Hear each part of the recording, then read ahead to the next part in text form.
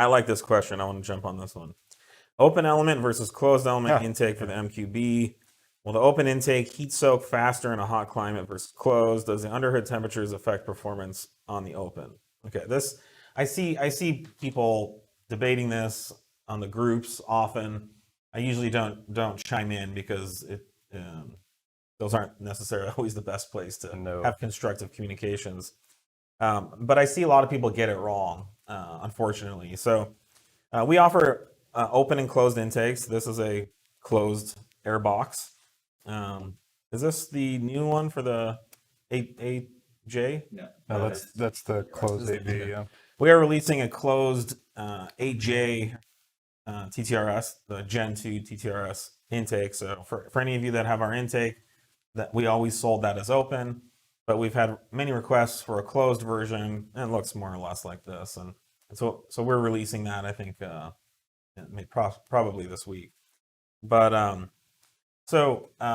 we offer the closed and open, and the only reason we really do, well, there's two reasons, but the main one is for sound. So the open intake typically is, you get more induction sound because it's not being dampened inside a closed space.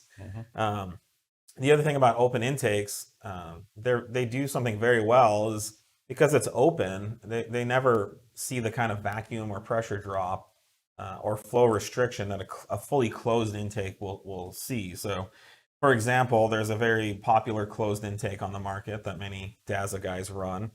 And the guys that really want to make power with it, they end up cutting holes in it because otherwise it becomes restrictive and it has pressure drops. A lot of them don't talk about that, but they do that.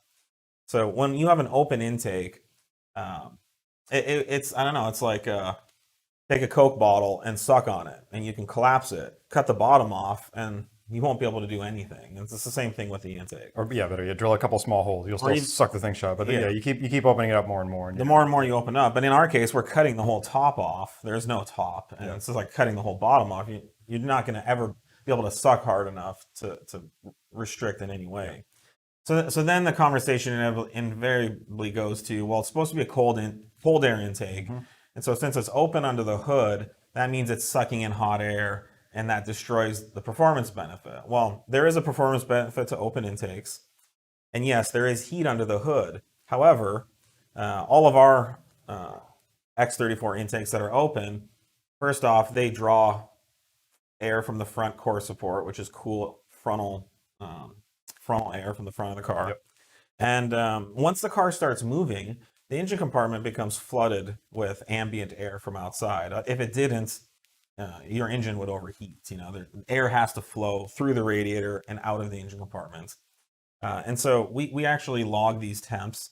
And if you were idling around town, yes, you would have some air. Some slightly warmer temps. Yeah, right at very low speeds. But once you're moving or accelerating, certainly if you're going 30, 40, 50, 70, 80, 100 miles, I mean, imagine and put your hand out the window and you can feel the air moving past the car. Well, some amount of that air is also evacuating the heat in your engine compartment. So that means that an open air intake, when the car is moving, is ingesting cool air. Most of it's coming from the front of the car. Yeah, and that's all provided that the ducting is done well. And we maintain and actually improve all of the factory ducting for these. We have a larger plenum as well as basically a secondary upgrade for these to get even more of that fresh air to kind of bathe that open element. Right. So if you're looking for the most performance, our testing shows that an open intake is the best route, and that's why we offer it for all of our intakes. Some markets, like the TUV, require a closed intake to be compliant, and so in German markets. But you can look on our product pages. Our closed air intakes, the dyno gains that we post are less because it is more closed intake is virtually always, as a general rule, it's going to be more restricted. You've got a longer flow path no matter what. Yeah. So, anyways, that's the story. Once the car is moving, the engine compartment is not filled with hot air, and the intake is not ingesting hot air.